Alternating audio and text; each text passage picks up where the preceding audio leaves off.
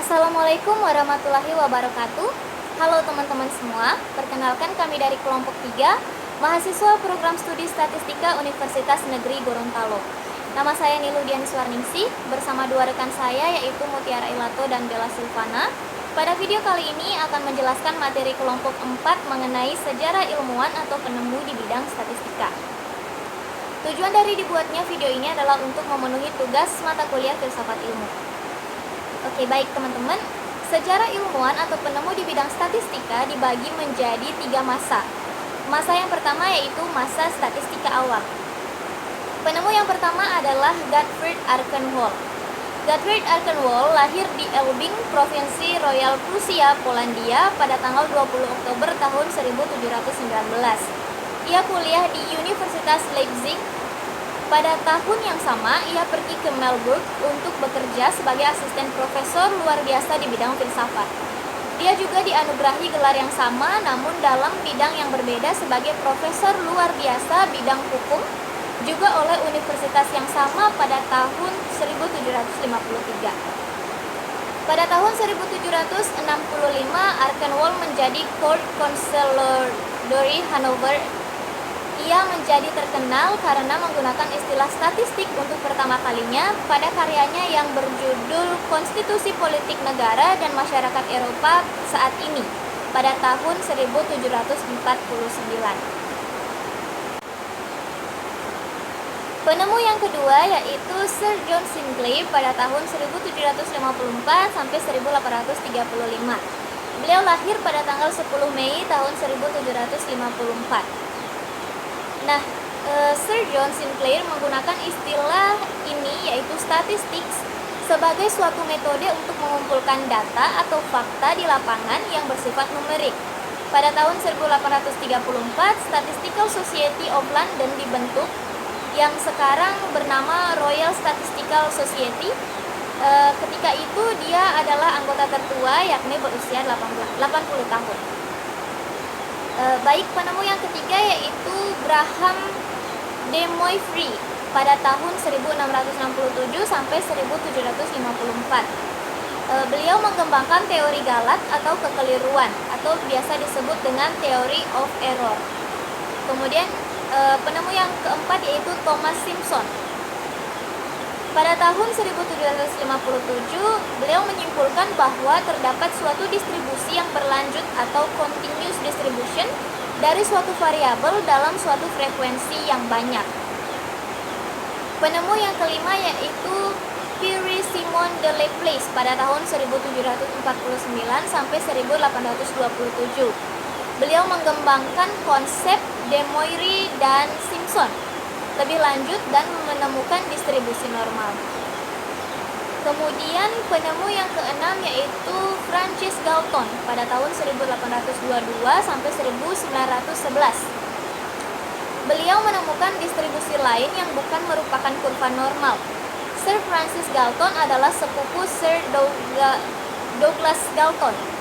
Sepupu dua kali Charles Darwin, adalah seorang polemik Victoria, Inggris, antropolog, egenetika, penjelajah tropis, geografer, penemu, ahli meteorologi, ahli proton genetika, psikometrisian, dan statistikawan. Dia diberi gelar kebangsaan pada tahun 1909. Penemu yang ketujuh yaitu Carl Friedrich Gauss pada tahun 1777 sampai 1855. Beliau mengembangkan teknik kuadrat terkecil simpangan baku, galat baku untuk rata-rata. Lahir di Brunswick pada 30 April tahun 1777. Beliau adalah seorang matematikawan, astronom, dan fisikawan Jerman yang memberikan beragam kontribusi. Ia dipandang sebagai salah satu matematikawan terbesar sepanjang masa selain Archimedes dan Isaac Newton. Kemudian penemu yang terakhir pada masa awal statistika yaitu adalah Blaise Pascal pada tahun 1623 sampai 1662. Beliau berasal dari Prancis. Minat utamanya ialah filsafat dan agama, sedangkan hobi yang lainnya adalah matematika dan geografi proyeksi. Berasal dari Pierre de Fermat menemukan teori tentang probabilitas.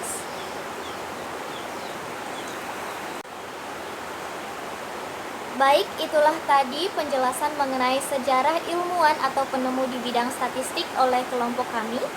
Lebih dan kurangnya kami mohon maaf. Terima kasih. Wassalamualaikum warahmatullahi wabarakatuh.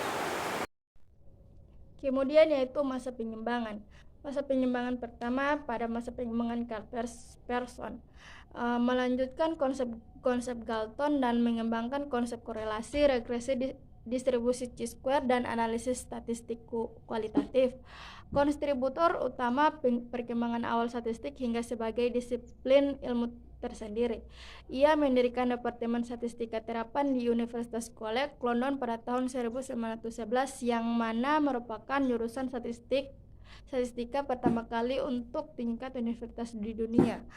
Pearson menikah dengan Maria Sharp pada tahun 1890 dan membuahkan 3 anak. Putranya yaitu Egon Sharp Pearson menjadi penggantinya sebagai ketua Departemen Statistika Terapan di Universitas College. Hasil karya Pearson adalah semua mencakup dalam hal aplikasi yang luas dalam pengembangan statistik matematis yang mencakup bidang biologi, epidemiologi, antropometri, obat-obatan, dan sejarah sosial. Pada tahun 1901, dengan Weldon dan Galton, ia mendirikan jurnal biometrika di mana objeknya adalah pengembangan teori statistik.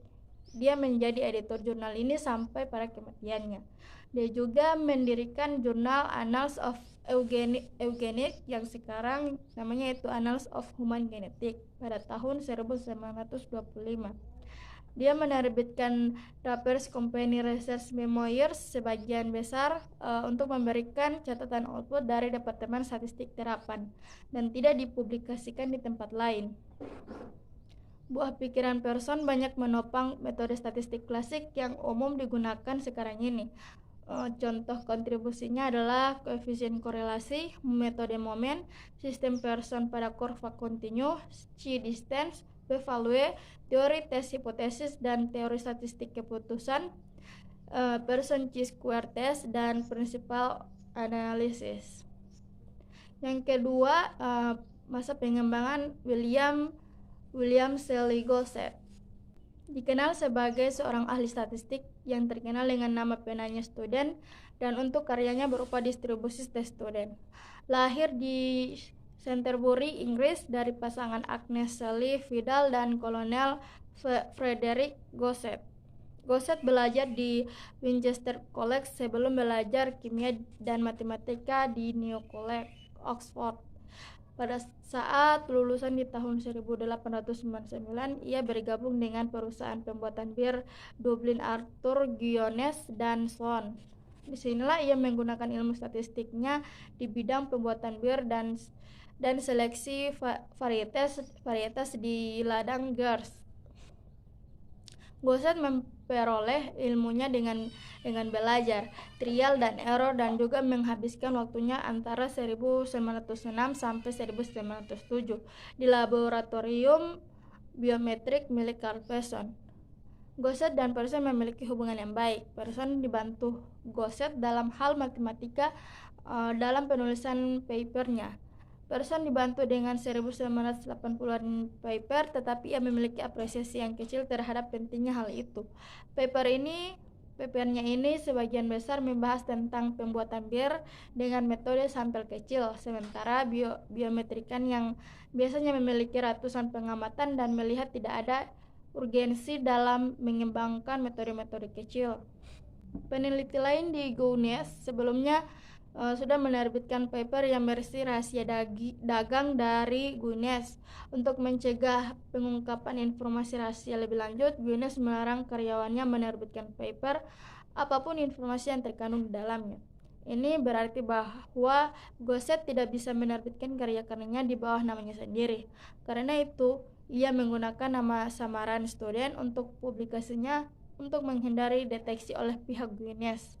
Prestasi yang paling terkenal dari Gosset disebut sebagai distribusi tes student. Yang ketiga, masa pengembangan Charles Spearman, murid Galton dan Leibniz, dan mengembangkan konsep one factor model. Selanjutnya, beliau dijuluki sebagai the father of factor analysis. Yang keempat, masa pengembangan Godfrey Thomson, Krill Bohr, Raymond Cattell, dan Carl Holzinger. Mereka memberi kontribusi pada perluasan konsep analisis faktor dari Spearman. Yang kelima, masa pengembangan Harold Hotelling. Beliau memperluas konsep one of factor model dari Spearman menjadi multiple factor model. Yang keenam, masa pengembangan Louis Goodman. Beliau mengembangkan skala yang dikenal dengan skala Goodman dan banyak memberikan kontribusi pada analisis faktor. Yang ketujuh, masa pengembangan Ronald Aimer Fisher. Beliau mengembangkan desain eksperimen di samping analisis varian dan kovarian distribusi jet, uji signifikansi dan teori tentang perkiraan. Richard Dawkins menyebutnya sebagai pengganti Darwin terbesar, dan ahli sejarah statistik Andreas Hall menyebutkan Fisher adalah seorang jenius yang dengan sendirian menciptakan dasar-dasar ilmu statistik modern. Beberapa sumbangan Fisher pada dunia statistik adalah prinsip desain eksperimen, maximum likelihood, sufficiency, ancillarity, diskriminator linear Fisher, dan Fisher information. Dalam artikelnya tahun 1924 on a distribution finding the error function of several well-known statistics, diperkenalkan Chi-square, Carl Pearson, dan tes student. Hasil analisisnya yang lain adalah distribusi Z, yang saat ini sangat dikenal bersama distribusi F. Kontribusi ini membuatnya jadi tokoh utama statistika abad 20. Masa pengembangan yang ke-8 yaitu Francis Likert, yang mengembangkan skala yang dikenal dengan skala Likert, dan masa pengembangan terakhir yaitu Jan Tinbergen, memperkenalkan ekonomi statistik pada tahun 1937. Baiklah, selanjutnya 2.3 masa statistika modern. Yang pertama ada Andrei Kolmogorov dan Smirnov. Hasil karyanya dikenal dengan uji Kolmogorov dan Smirnov. Yang kedua ada Neyman J, memberikan kontribusi pada Theory of Sampling Human Population. Yang ketiga ada M.H. Hansen dan W.N. Hurwitz, itu mengembangkan Theory of Sampling from Finite Population. Yang keempat ada Kohran, W.G. dan Taro Yaman mengembangkan sampling teknik quiz. Yang kelima ada Jorexkop, Kesling, dan Willey, itu membentuk kesatuan model yang dikenal dengan persamaan struktural. Yang keenam ada Prasanta Chandra Mahalanobis, berkontribusi dalam mengembangkan analisis PU ganda. Salah satu kontribusinya yang besar adalah jarak Mahalanobis de statistik, yang merupakan ukuran jarak untuk data dengan variabel banyak yang digunakan dalam analisis klasifikasi. Mahalanobis juga pendiri jurnal statistik India yang sangat terkenal bernama Snakya. Pada tahun 1931, Mahalanobis mendirikan India Statistical Institute dengan salah satu divisinya bernama National Sample Nation Survey, yang bertugas mengumpulkan data sosioekonomik dan demografi di seluruh India. Divisi ini membuat Mahalanobis mempunyai peranan penting dalam perencanaan ekonomi di India, dan akhirnya NSS sekarang berfungsi sebagai bagian penting dari Ministry of Planning. Pada tahun 1931, Hotelling memperkenalkan statistik T2, yang merupakan generalisasi dari statistik tes student untuk menguji hipotesis nilai tengah pada data ganda. Distribusi tak nol dari T2 adalah sama dengan Mahalanobis distance, yang mempunyai tujuan yang berbeda, ditemukan oleh Bose dan Roy pada tahun 1938. Yang ketujuh ada Ragnar Frisch, yaitu perkembangan statistika di bidang ekonomi yang dikenal dengan istilah ekonometrika dimulai tahun 1920, dipelopori Ragnar Frisch 3 Maret 1895 sampai 31 Januari 1973, dan Jan Tinbergen, Ekonometrika adalah cabang dari ilmu ekonomi yang merupakan integrasi antara ekonomi, matematika, dan statistika. Walaupun demikian, powerful perkembangan ekonometrika kurang mendapat sambutan hangat dari ekonom-ekonom besar yang kurang sreg dengan pemodelan termasuk John Maynard Keynes. Keynes memandang skeptis terhadap buku Tinbergen yang berjudul Statistical Testing of Business Circle Theory. Baru di akhir tahun 1940 dan awal 1950, ekonometrika mulai berkembang lagi yang dipelopori oleh Chernoff, Havelmo, Koopmans, Rubin, dan Simon yang bekerja pada Cowles Commission for Research in Economics. Peran statistika cukup besar dalam ekonometrika, terutama dalam hal metode estimasi parameter. Model ekonometrika yang pada umumnya terdiri dari beberapa persamaan yang saling terkait, yaitu sistem persamaan, simultan, dan semi-unrelated regression.